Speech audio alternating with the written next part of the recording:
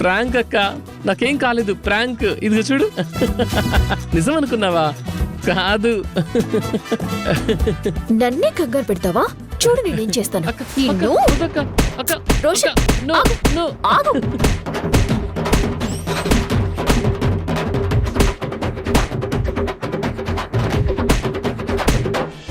అమ్మ గాయత్రి, ఇలా నువ్వు నవ్వుతూ ఆనందంగా నిండు నూరేళ్లు ఉండాలమ్మా.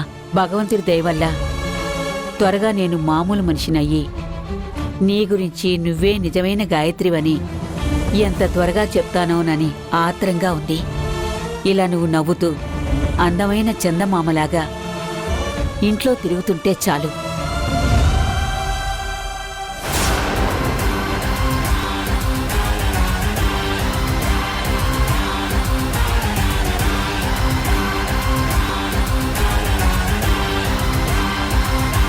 నేను నిన్నెంతలా అవమానపడేలా చేస్తున్నా, నీ వాళ్లను నీ కళ్ళ ముందే ఎన్ని బాధలు పెడుతున్నా, నువ్వు మాత్రం ఇలా ఆనందంగా సంతోషంగా నవ్వుతూ ఉంటున్నావు.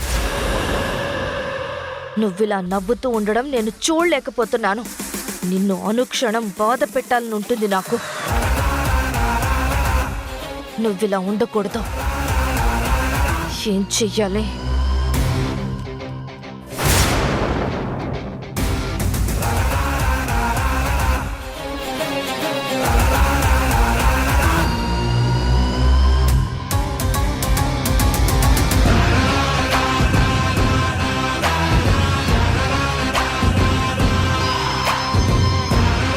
వింతలా నవ్వుతూ ఆనందంతో వెలిగిపోతున్నావు కదా. ఇప్పుడు చూడు ఎలా నీ ఆనందం ఆవిరైపోతుందో. ఇప్పుడు నేను చేసే పనికి మనసులో పుట్టిన బాధ కళ్ళల్లో నుండి బయటకొచ్చేలా చేస్తా.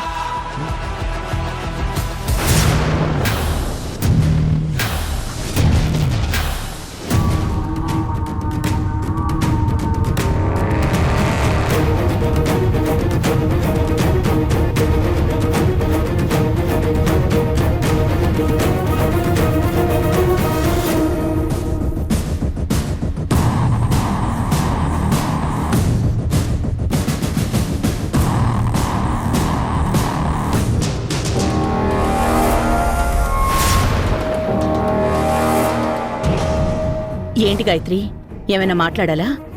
లేదమ్మా, నీకే కాఫీ ఏమైనా కావాలా అని అడుగుదామని వచ్చాను. ఏమొద్దు.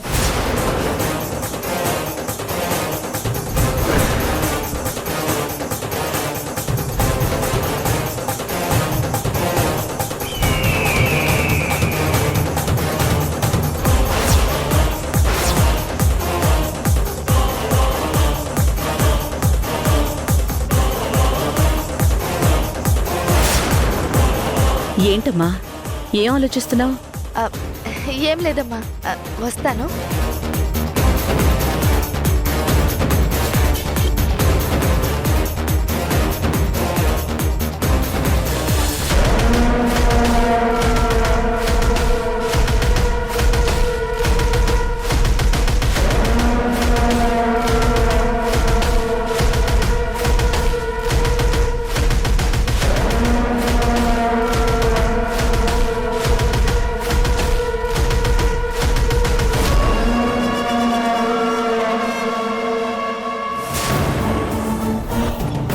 లోపల ఆనందంగా ఉన్న నీ కూతురు ఈ కొబ్బరి చిప్ప తొక్కగానే నువ్వు పెట్టే గావు కేకకి ఎలా పరిగెత్తుకుంటూ వస్తుందో చూడు.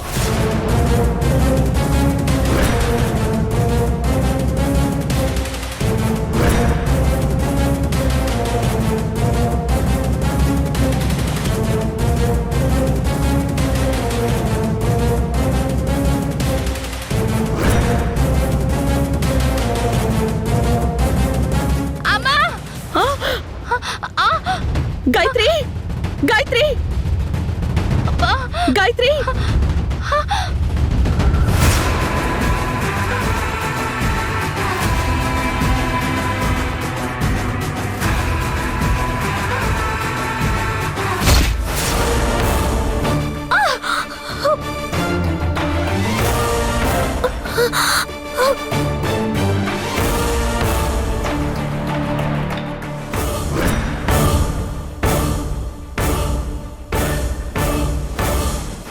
అయ్యో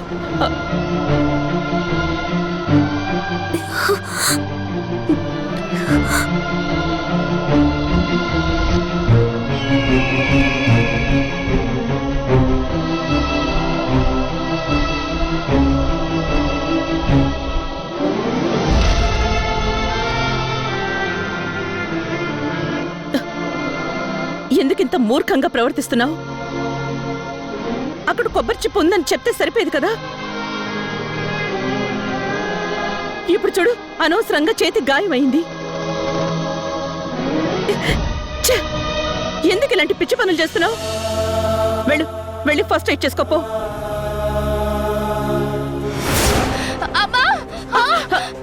గాయత్రి, అయ్యో గాయత్రి, ఏమైందమ్మా? కాలు బెణికిందమ్మా, చాలా నొప్పిగా ఉంది. ఏం పర్లేదమ్మా, అయినా చూసుకోవాలి కదా. ఎందుకంత హడావిడి? చూడు, అనవసరంగా కాలు బెణికింది.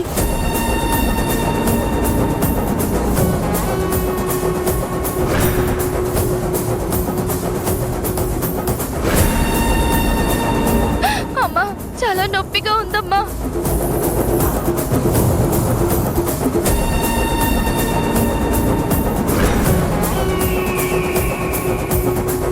చూసావా రాధా, రక్తం కారుతున్న నిన్ను పట్టించుకోకుండా కాలు బెణికిన నన్నెలా చూసుకుంటుందో. ఇప్పటి వరకు ఆనందంగా నవ్వుతూ ఉన్నావు కదా, ఇప్పుడు ఏడుస్తూ బాధపడు. అమ్మా, నొప్పిగా ఉందమ్మా. అయ్యో! పద గాయత్రి, నీ బామ్ రాస్తాను. పద, లే లే. మెల్లగా. కొంచెం ఓర్చుకో.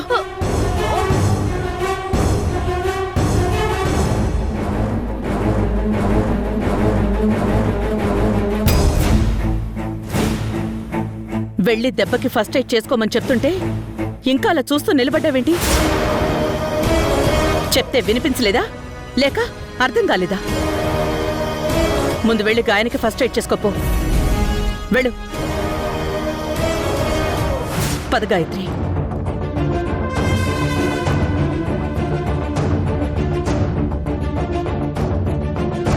నాకు దక్కాల్సిన నా కన్ను తల్లి ప్రేమానురాగాలు ఈ మోసగత్తె సత్యకి దక్కుతున్నాయి. ఈ సత్య చేసిన మోసాన్ని గుర్తించలేని అమ్మ నన్ను అపార్థం చేసుకుంటోంది.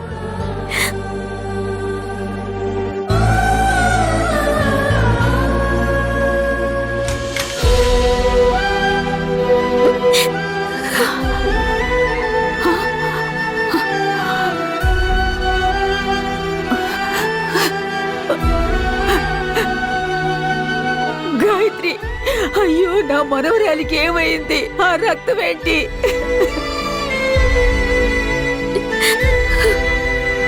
చూసావన్నానమ్మా, కన్న తల్లికి దగ్గరవ్వాలని చూస్తున్న నన్ను కనికరం లేకుండా ఆ దేవుడు ఇంకెక్కువ దూరం చేస్తున్నాడు. అమ్మ కాలికి గాయం చేయాలన్న ఆ సత్య కుట్ర నుండి తప్పించటానికి జరిగిన ఈ గాయాన్ని కూడా నా స్వార్థం కోసం చేశాను అనుకుంది. నా నిజాయితీని ఎలా నిరూపించుకోవాలి? నానమ్మా, నువ్వు తొందరగా మాట్లాడు నానమ్మా. నువ్వు త్వరగా కోలుకొని నేనే ఈ ఇంటి కూతున్నన్న నిజాన్ని అందరికీ చెప్పు నానమ్మా. అమ్మ చేసుకుంటున్న అపార్థాలని నేను తట్టుకోలేకపోతున్నాను. 20 ఏళ్ళు దూరమై తిరిగి వచ్చిన నిన్ను మహారాణిలా చూసుకోవాల్సింది పోయి ఆ సత్యని గాయత్రి అనుకోని భ్రమలో నీకు అన్యాయం జరుగుతుంది. నిజం తెలిసిన నేనేమో సచ్చిన శవంలో పడున్నాను. భగవంతుడా, ఏంటి కర్మ మాకు? అక్క, నానమ్మ కోసం వేన్నీళ్ళు తీసుకొచ్చాను. అక్క, ఏంటక్క ఇంత రక్తం కారుతుంది? ఏం పట్టనట్టున్నావేంటక్క?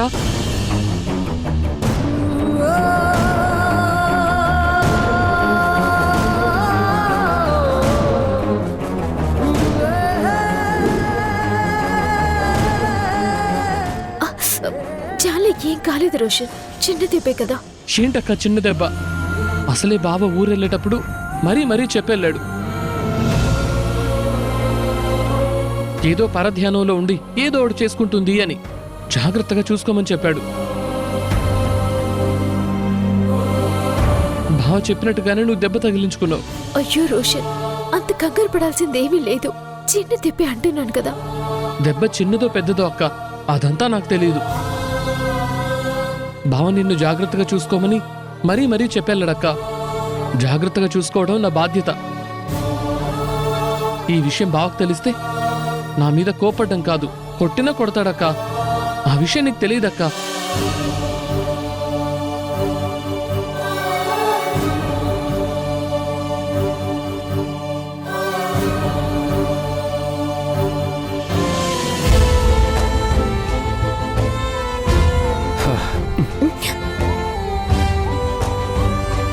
చూడు రాధా, నువ్వు ఇలా ఫొటోస్ చూస్తూ పరధ్యానంగా ఉంటే ఎలా చెప్పు? అయినా నేను ఈరోజు ఉండట్లేదు. నేను వెళ్ళిన తర్వాత నువ్వు ఈ ఫొటోస్ చూస్తూ నీ మనసుని పాడు చేసుకోవడం నాకు ఇష్టం లేదు. వెళ్తున్నప్పుడు నా ఫొటోస్ నువ్వు తీసుకెళ్ళినా ఇప్పుడు ఆలోచిస్తూ ఉంటే నేనంటే నీకు ఎంత కేరో అర్థమవుతుంది మనోహర్. చెయ్యి దెబ్బ తగిలి రక్తం కారుతున్నా పట్టించుకోకుండా వెళ్ళింది నా కన్న తల్లి. కానీ నువ్వు నాకు ఏమవుతుందో అని రోషన్కి చెప్పి వెళ్ళావు. రోషన్, బావ నీకు కాల్ చేశాడా? లేదక్క, నాకు చేయలేదు. నీకు చేశాడా అక్క? లేదు రోషన్, వెళ్ళిన తర్వాత కాల్ చేయలేదు. అయితే నువ్వు కాల్ చేయక్క.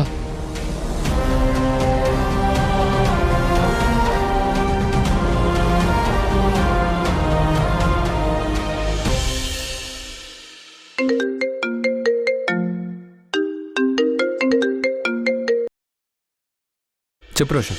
రోషన్ కాదు, నేనే. మేడం గారి కోపం తగ్గినట్టుంది. ఏంటి, వెళ్ళినప్పటి నుంచి కాల్ చేయలేదు? వెళ్ళిన పని అయిందా? బాబా అక్క చేతికి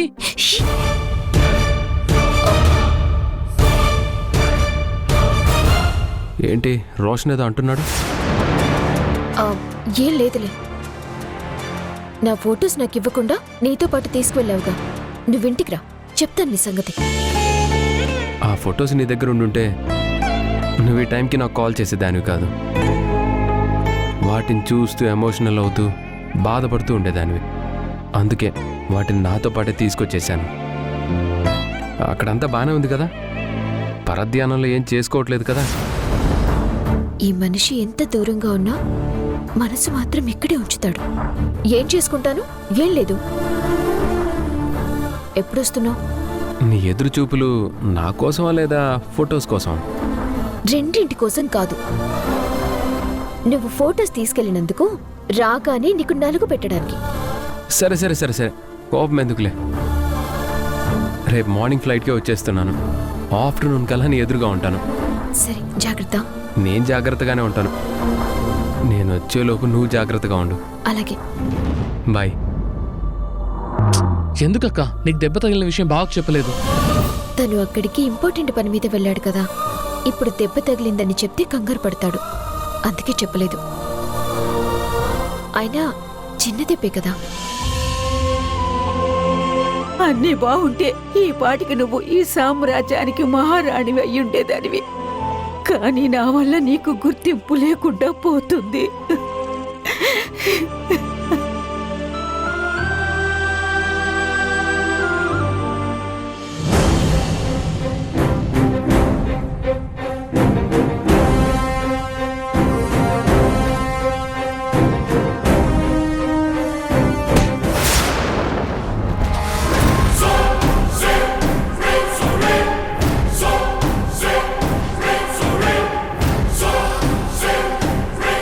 చూసావా, నీ చేతికి తగిలిన గాయం వల్ల వస్తువును చేజార్చుకున్నావు.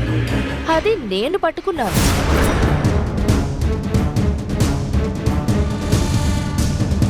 నీ ఫ్యామిలీని శాశ్వతంగా జారవిడిస్తావు.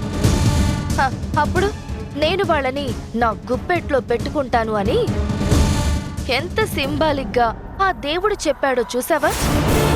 ఎప్పటికైనా జరిగేది అదే కాబట్టి ఇప్పుడే నువ్వు రియలైజ్ అయ్యి ఈ ఇంటిని, ఈ ఇంట్లో ఉన్న మనుషుల్ని వదిలి వెళ్తే బెటర్. అదే నేను పంపించాల్సి వస్తే మనసుకు తగులుతున్న గాయాలను తట్టుకోలేక మానసికంగా కృంగి కృషించి వెళ్తాం. పిచ్చి సత్య, నువ్వు నా శరీరానికి గాయాన్ని చేయగలిగావేమో కానీ నా మనసుని మాత్రం నువ్వు ఏమీ చేయలేవు. నువ్వు ఏం చేసినా ఈ మనసులో నుండి ఈ ఇంటిని, ఇంట్లో వాళ్ళని తొలగించలేవు.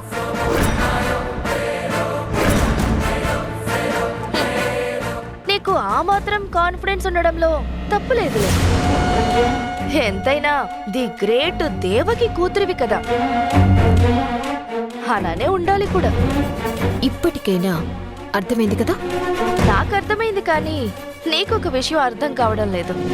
నువ్విక్కడ ఉన్నన్ని రోజులు అవమానాలు పడుతూనే ఉంటావు. ఇలాంటి గాయాలు అవుతూనే ఉంటాయి. ఆలోచించుకోరాదా? నా ఫ్యామిలీని రక్షించుకోవటానికి, దక్కించుకోవటానికి నీలాంటి రాక్షసులతో జరుగుతున్న యుద్ధంలో ఆలోచించుకుంటే ఏమీ ఉండదు. బరిలోకి దిగి శత్రువు అంతు చూడటం.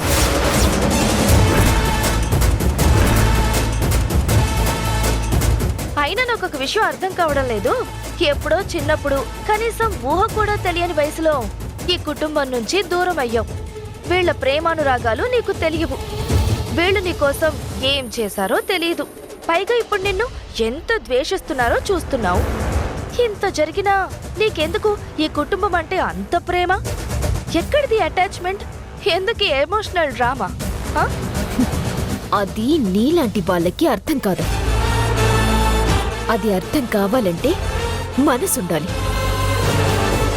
కానీ నీకు దాని స్థానంలో మోసం, ద్రోహం, ఈర్ష్య, స్వార్థం ఉన్నాయి. తల్లిదండ్రులు పిల్లలకి ఏం చేయలేకపోయినా, పిల్లలు పెద్దవాళ్ళని పట్టించుకోకపోయినా మనసున్న వాళ్ళు వాళ్ళని ప్రేమిస్తూనే ఉంటారు. అదే రక్త సంబంధంలో ఉన్న గొప్పతనం.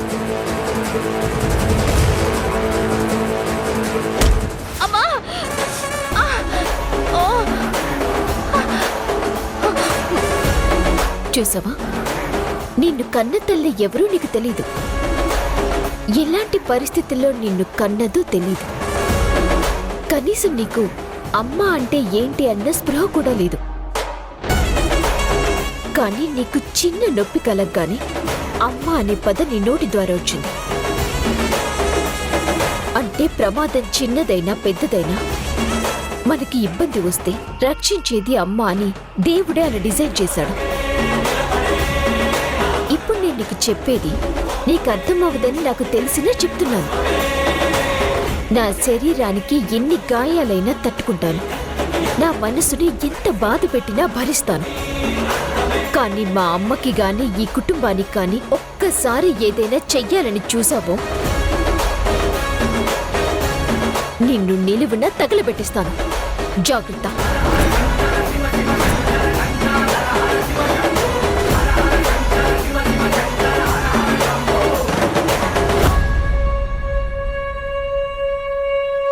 ఇదేంటిది? ముందేమో ఏదో ఫిలాసఫీ చెప్పింది, ఇంతలోనే ఇంత మాస్ వార్నింగ్ ఇచ్చి వెళ్తుంది. ఇప్పటి నుండి నేను జాగ్రత్తగా ఉంటూనే ఈ రాధ సంగతి తేల్చాలి.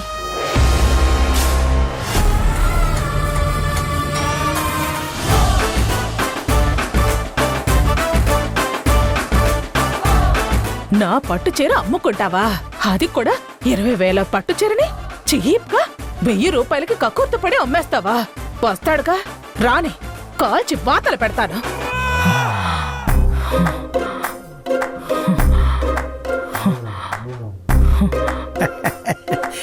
హాయ్ మాధవి డార్లింగ్, నీకోసం నేను ప్రేమగా ఏం తెచ్చానో చెప్పుకో చూద్దాం. అది కూడా మీరే చెప్పండి. టాటాడాయ్! తినడానికి స్వీట్స్, తల్లో పెట్టుకోవడానికి ఫ్లవర్స్. ఏంటి షాక్ అయ్యావా? ఎప్పుడు తెంది ఇలా తెచ్చేసాడేంటా అని. నువ్వంత షాక్ అవ్వాల్సిన అవసరం లేదు. మంచి మగాళ్ళకి మీలాంటి ఆడవాళ్ళని సంతోషపెట్టడం అంటే ఎంతో సంతోషం. నీ మీద ఎంత ప్రేమ ఉందో చూసావా? నేను ఎంతో మంచి మగుణ్ణి కదా. ఎంత మంచివారో మీరు. నిజంగా మీరు నా భర్తగా దొరకటం నా కర్మ. ఆ? కర్మేంటి? అంటే భర్తల్లో మంచి భర్త కూడా ఉంటారు కదా, అందుకని అలా అన్నాను. మీరు చాలా మంచివారండి. ఎంతో పుణ్యం చేసుకుంటే తప్ప మీలాంటి మొగుడు నాకు దొరకడు. నాలో ఉన్న విషయాలు నువ్వు చెప్తే విన్నవాళ్ళు పొగడ్తలు అనుకుంటారు మాధవి. ఇప్పుడు అవన్నీ ఎందుకని ముందు ఈ స్వీట్ తీసుకో. ఆ, ఉండండి ఉండండి. మీరు నా కోసం తినడానికి స్వీట్లు తీసుకొచ్చారు, తల్లో పెట్టుకోవడానికి పూలు తెచ్చారు కదా. నేను కూడా మీకోటి పెడతాను, మీరు తినాలి. అవునా? ఆ, ఏం పెడతావు? మీ ఉత్సాహం చూస్తుంటే నాకు తొందరగా పెట్టాలనిపిస్తోందండి. ఉండండి, ఇప్పుడే వెళ్ళి తీసుకొస్తాను. I'm waiting darling, please. Yeah. మా మాధవి ఉత్సాహం చూస్తుంటే చేతిలో డబ్బులు పెట్టి తినటానికి ఏదో స్పెషల్ చేసినట్టుంది.